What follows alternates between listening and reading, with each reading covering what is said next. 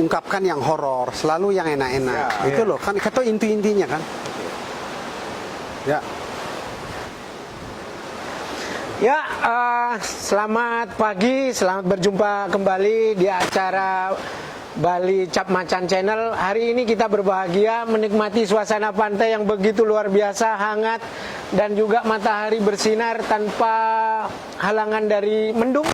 Dan saat ini saya berada di Gria Santrian Resort, tepatnya di Sanur, bersama pengamat, host kita. Selamat siang. Beli Putu Swasta dan selamat siang. Pak Gusde Sidarta atau Bapak Ide Bagus Gede Sidarta yang selamat siang, kita kenal Pak Gusde.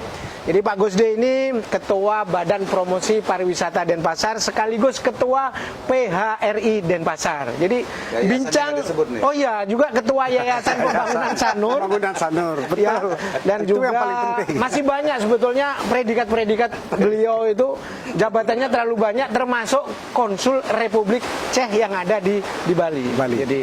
Jadi sahabat Bali Cap Macan, sebetulnya saya itu mau serius, mau guyon, mau ketawa dulu berat ini, karena yang saya hadapi ini dua alumnus Amerika, ya cap macan asli. Satu hostnya dari Cornell University, yang satu dari Maryville dan MIT. Jadi dua Amerika ini yang sedang duduk. Awalnya saya mau ngetawain, jadi nggak bisa ketawa, cukup agak berkeringat juga gitu loh. Jadi oke, kita berbicara kembali tentang persiapan tahapan pembukaan pariwisata yang era new normal besok itu. Beli, apa sih yang membuat Beli mau sampaikan ke Pak Gusde ini mengkritisi tentang suasana saat ini yang begitu pedih ini, Beli? Kalau Beli Gusde ini kan pakar ya kan. Dia sudah main di arena ini sudah hampir 40 tahun kan. Pasti beliau tahu detailnya, titik koma tahu itu kan. Ini menariknya untuk seseorang yang telah lama berkecimpung dalam industri pariwisata ini kan. Pasti ABCD-nya tahu lah itu. Ini yang sebetulnya yang kita dengar. Tapi yang kemudian yang paling menarik adalah confidence berapa parah itu berdampak untuk Bali itu kan ya. Bukan hanya Sanur saja, Kuta, Nusa Dua tuh karena kan ininya income yang terbesar Bali didapatkan dari industri pariwisata kan. Karena ini berdampak pada semuanya.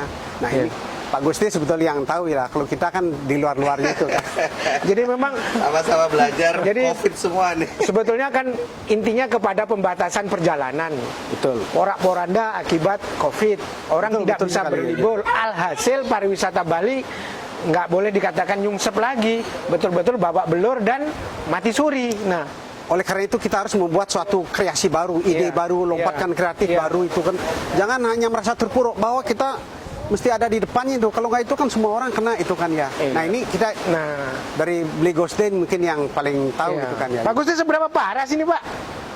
Baik, selamat siang Pak Sudah, Beli Putu. Ini suhu dari semua orang nih. Om Swastiastu, sebelumnya untuk Semeton Bali ini selamat merayakan Rainan Pagerusi. Nah, hari ini adalah hari Pagerusi. Pertama banyak dirayakan oleh Semeton kita yang di Bali Utara. Ya betul. Oke, sekali lagi Mas Sudah, selamat datang di pesisir Pantai Sanur. Ya, Pantai Sanur sudah dikenal mungkin dari tahun 1900-an ini, dimana pada saat Belanda aja mendarat di sini kan. Sanur itu sendiri, sebelum kita bicara COVID ya, kita mungkin bicara sedikit tentang Sanur nih. Betul. Kita bisa menghandling nanti COVID itu bagaimana dari karakter Sanur itu sendiri. Nah, Sanur ini desa yang dikatakan masih bisa menjaga atau merawat tradisinya. Di satu sisi dia merupakan destinasi pariwisata utama di Bali, merupakan bagian dari Kota Denpasar pastinya. Kalau kita lihat story-nya, sejarahnya, pariwisata ini startnya dari tahun 1900 itu sudah mulai dikenalkan oleh masyarakat Eropa. Di Belanda mulai ada travel agent dan mulai 30-an, 40-an mulailah datang banyak para seniman pada saat itu, ya. ada Nehaus dikenal Tuan B di sini ya.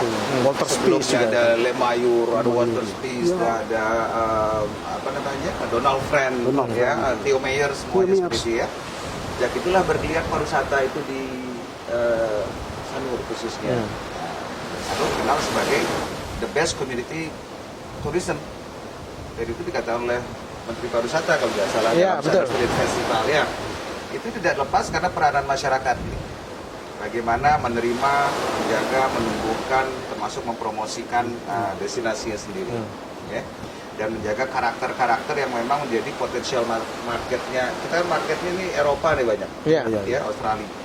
Ini mereka suka sekali dengan tradisi ini. Dan terima kasih kepada masyarakat kami, lembaga kami seperti Desa Pekraman, Desa Dinas, termasuk Yayasan Pembangunan Sanur menjaga yang dibantu oleh pemerintah dalam hal ini. Ya.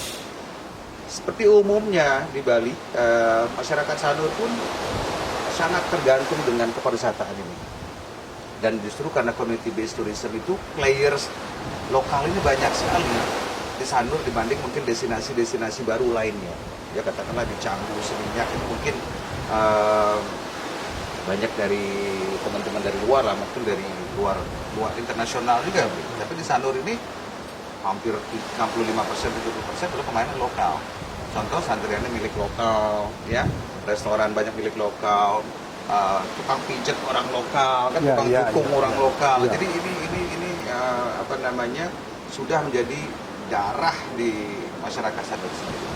Nah, tentunya pariwisata ini adalah yang sangat riskan dalam apapun, dalam suatu bisnis gitu ya, dalam satu bisnis, karena dia akan tergantung keindahan destinasinya, keramah-tamahannya, keamanannya, kenyamanannya. Nah, saat ini kita menghadapi sesuatu yang sangat dahsyat lah seluruh dunia, yaitu coronavirus atau COVID-19. Nah, bukan hanya di Bali saja, di Sanur, di Bali, tapi seluruh dunia ini berdampak. Dan ini sangat berdampak sekali, terutama kami di Sanur ya, sudah 4 bulan bisnis ini tutup, ya. Betul. Jadi terutama masyarakat kami yang apa namanya mencari pencarian di pinggir pantai, ya, di pantai, di daerah destinasi lainnya, mempunyai homestay, mungkin ini berdampak semua. Jukung nggak turun, nelayan juga dapat hasil nggak terserap, kan begitu ya. Tukang pijet kami juga, massage kami juga karena nggak ada turis, jadi intinya ini sangat dahsyat sekali. Secara finansial saya rasa seluruh Bali, seluruh dunia udah ngos-ngosan ini ya. Nah, tapi tentunya satu sisi kita juga harus respect atau menjaga kesehatan kita, karena ini adalah kalau intinya ini perang sehat sama perang ekonomi begitu intinya. Ya. Nah, bagaimanapun juga dengan instruksi presiden, semua bagaimana kita berdampingan. Nah, inilah yang kita sikapi dengan apa yang dibilang dengan melakukan langkah kreatif, melakukan inovatif, penggunaan teknologi nantinya ya untuk membatasi apa namanya persentuhan atau semacam itu. Betul. Itu yang harus kita carikan jalan sekarang dalam era baru ini. Mungkin tanggal 9 besok akan mulai destinasi ini seluruh Bali mulai dibuka sesuai dengan edaran gubernur ya. Kemarin sudah ada sembayang bersama di Besakih oleh semua pemerintah dan apa namanya stakeholder dan masyarakat. Dan tinggal kita nih, kesiapan kita nih. Kira-kira begitu. Dampaknya luar biasa, Mas. Ini sangat mematikan, banyak bisnis mati, banyak bukan hanya finansial aja, mulai orang bingung kan begitu kan ya, secara psikologis juga mempengaruhi ini. Ini kan harapan baru kan ya? Harapan baru. Nah, yang beberapa hari terakhir ini masyarakat itu juga rindu. Jadi sudah terlalu lama diam. Jadi ibaratnya pengen keluar, dan kita tahu pembatasan ini masih berlaku. Dan harapannya mulai besok Sanur dibuka. Nah, kira-kira masyarakat ya, kita kalau mungkin pariwisata atau hotel-hotel udah siap itu. Nah, Pak Gusnya sebagai Ketua Yayasan Pembangunan Sanur, sebagai masyarakat Sanur, nah di layer yang paling bawah masyarakatnya itu udah siap atau gimana, Pak? Mungkin ini yang menjadi. Terima kasih. Memang kalau kita ngomongin stakeholder, ada pemerintah, ada industri, dan ada masyarakat. Inilah gotong royong, harus dilakukan gotong royong untuk memenangi COVID ini kan seperti itu ya. Kita sudah melakukan banyak cara, melakukan policy kan begitu kan. Lalu di industri sebenarnya sudah ada pedoman-pedoman. Nanti sudah ada tim baik dari tingkat provinsi maupun tingkat kabupaten kota. Mereka akan mengeluarkan sertifikasi. Artinya harus diverifikasi dulu sesuai dengan assessment. Kalau mau buka, bagaimana kesiapan tentang protokol kesehatan. Lalu baik dari pegawai untuk konsumer juga yang datang di sini, apakah ada pengecekan temperatur, disinfektan, apakah ini juga selalu disinfektan atau dibersihkan seperti itu. Industri bagi kami tidak mengkhawatirkan, ya, karena kalau tidak sertifikasi tidak akan keluar, jadi dia bisa buka bisnis. Yang memberikan sertifikasi dari tim yang dibentuk di provinsi ada, di kabupaten kota ada, di bawah dinas pariwisata, di bawah dinas pariwisata. Jadi semua bisnis, apalagi ada asosiasinya, asosiasi akan terlibat banyak dalam pengawasan nanti, ya. Tapi yang kita khawatirkan justru di ruang publik nih, Mas. Ya, jadi misalnya ini kan pembukaan ini bukan hanya pembuka bisnis saja, betul. Untuk publik, traffic. Untuk publik, traffic ya, orang bersentuhan, social distancing itu kan jalan nggak ini kan ya. Percaya social distancing adalah salah satu untuk menghindari dan memutus COVID ini kan itu ya. Kenapa? Karena akhir-akhir ini kita lihat transmisi lokalnya naik terus. Iya. Apa artinya?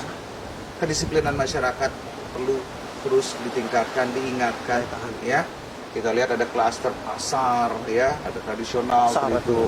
Nah, jangan sampai setelah ke pasar yang terinfektif ke Sanur nih, seperti itu ya. Jadi dari segi masyarakat yang kami ini dan juga bisnis atau usaha-usaha yang mungkin kelas menengah kecil ini, seperti adanya warung, adanya apa namanya, ya mungkin yang tidak usaha yang tidak masuk asosiasi, ada restoran kecil-kecil. Nah, siapa yang mengawasi? Nah, ini tugas siapa itu? Kalau menurut kami sih ya harusnya kalau itu kan di bawah ada di pemerintah nih ya, ada perekonomian, ada UMKM, koperasi kan begitu ya, ada perindak ya, mungkin dibentuk tim seperti dengan dinas pariwisata ini. Jadi mensosialisasikan apa itu social distancing, belum tentu wadah-wadah itu tahu ya, social distancing. Atau Bali kan bengkong nih biasanya, yang lingsir-lingsir, sing kengken gitu. Ini yang sangat membahayakan. Memang paling tidak tuh memang harus dari pemerintah, kemudian dari desa adat, itu mesti berdua, itu memang paralel juga kan ya. Seperti di pasar itu, kalau saya contoh ke pasar Kenang tuh, memang harus ada orang turun. Dan kalau memang ada masalah langsung dikasih sanksi. Dan harus tegas saat itu langsung dikasih sanksi di sana itu, langsung dikasih kalung, ini saya apa namanya tidak akan lakukan itu lagi. Dia pakai masker, pakai apa gitu kan ya.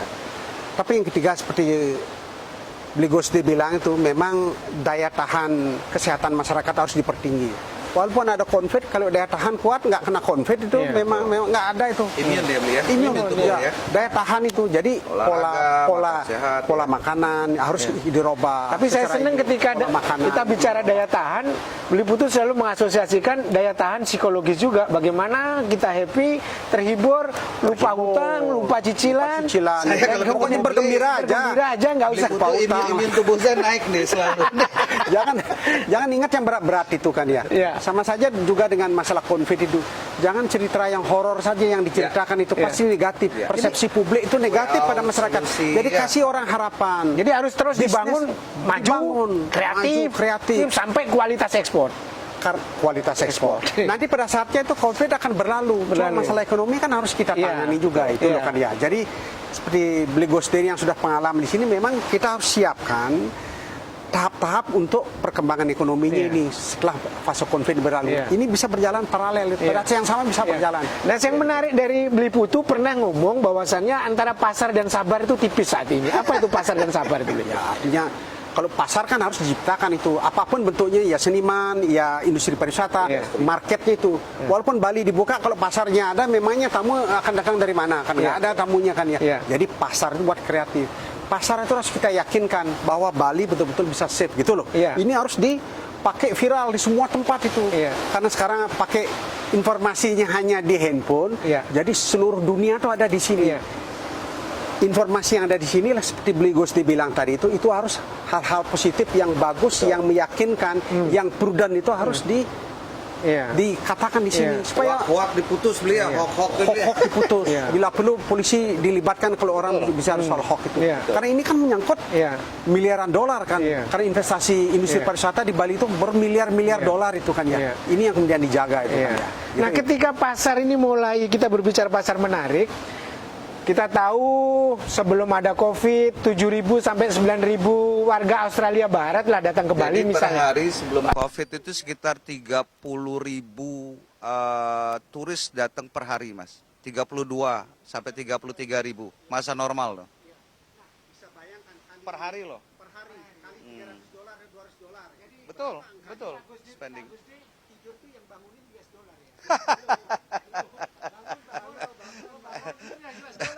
Donald Trump, Mas.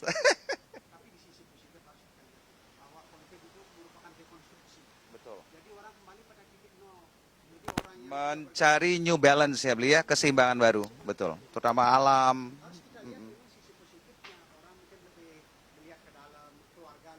Itu dia, betul. Tapi yang tetap ngeri itu ekonomi. Kalau saya nggak punya uang, meskipun libur kayak apa, saya juga panik nih. Itu yang ini. Pak Gus nih, target pariwisata yang paling waktu dekat itu apa, Pak? Siapa yang harus dipilih data gubernur? Sorry maaf, pembatasan ini yang begitu rumit. Betul. Harus pakai surat, harus ini. Kalau dulu orang perjalanan begitu mudah. Nyebrang dari Gilimanuk ke sini aja susah. Betul. Apalagi nyebrang pakai pesawat. Jadi semuanya serba susah. Nah, ini siapa yang harus Iya. dipilih? Apakah tamunya dari, maaf ini dari Gianyar, dari Betul. apa yang harus Jadi potensi pariwisata pada saat COVID ini sebenarnya berbanding terbalik angka COVID dengan potensi pariwisata. Kalau angka COVID ini tinggi, masih tinggi, pariwisata akan potensinya akan melemah.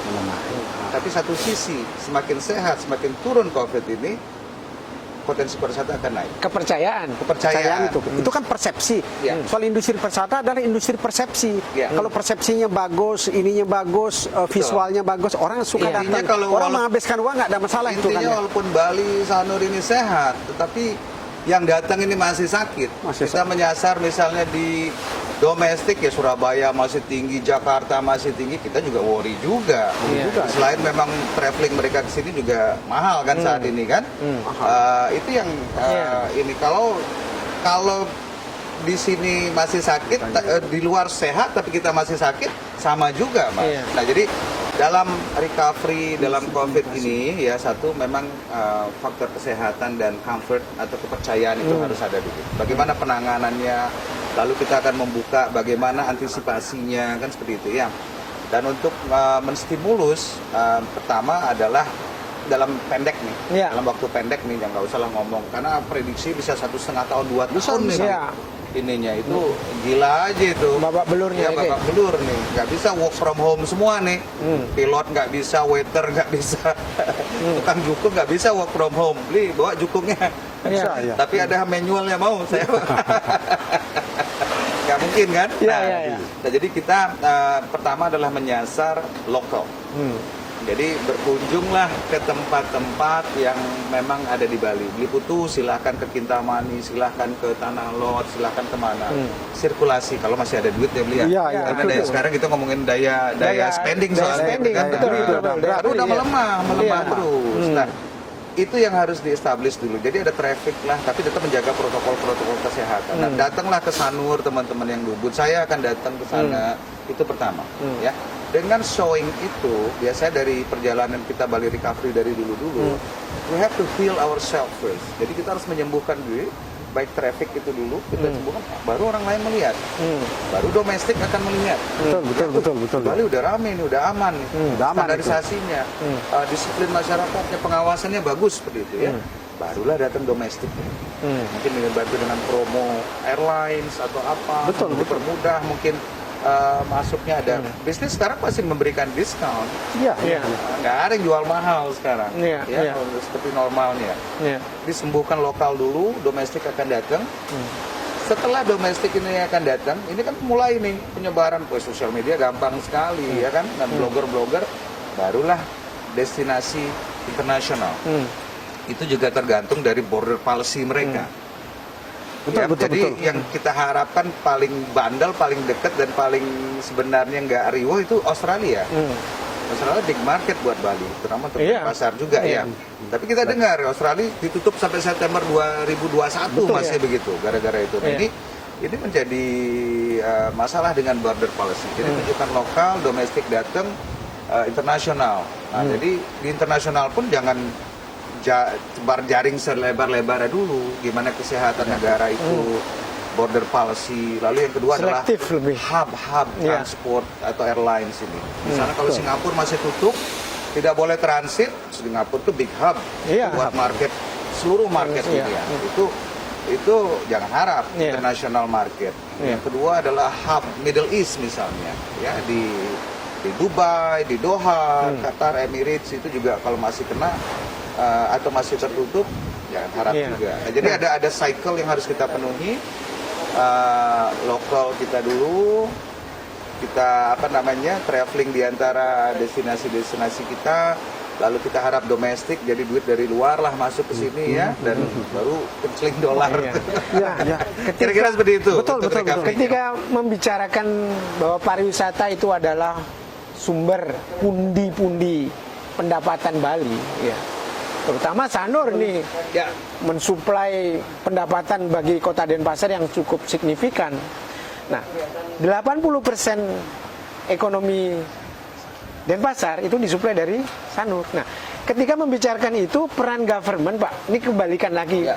Dalam recovery itu memberikan kembali nggak dari pundi-pundi itu ke masyarakat, sehingga masyarakat di samping mempersiapkan dirinya untuk recovery secara protokol kesehatan, juga recovery secara ekonomi. Ya. Seperti nggak ada orang spending, nggak ada orang yang nyiapin untuk modal. Nah, ini warung-warung nggak bisa jalan. Sementara seperti Pak Gusde bilang, pariwisata lokal yang akan dimunculkan. Nah, ini gimana nih? Ini. Soalnya pemerintah itu juga jangan terlalu galak-galak gitu kan. Nah. Pajak jangan ditarikin orang ini. Orang dikasih relaksasi. Relaksasi gitu kan, dulu, buat harus tersenyum. jangan stimulus Iya. ya. Stimulus harus orang juga harus Stimulus melayani supaya ini bisa bangkit itu kan ya. Seperti di pasar orang dilayani, UMKM dilayani. Ini mesti orang semua di support itu kan. Seperti kayak kita lakukan ini. Melihat persepsi publik itu jauh lebih bagus itu kan ya, bahwa kondusif. Ini mesti dorong semua supaya kepercayaan publik itu jalan itu kan. Iya. Soalnya untuk pertahanan kita di Bali itu dulu adalah industri kultural. Iya. Yang kedua industri pertanian, yang ketiga adalah industri pariwisata. Ini yang keduanya kan memang sudah ada bahan bakunya sudah Iya. kuat sekali. Ini kemudian kita kelola dengan bagus, dengan baik kepercayaan masyarakat, kemudian kita tingkatkan. Masalah sekarang kan masyarakat selalu ditakut-takuti oleh berita-berita horor itu. Padahal sebetulnya nggak apa-apa. Itu memang di pantai ini kalau kita nggak pakai ini kan lucu juga, nggak ada manusianya kan, gimana pakai masker di sini udah aneh-aneh aja. Jangan pokoknya jangan yang terlalu Mentang-mentang dari kain scuba ini beli diving nih. ya gitu. Pokoknya kita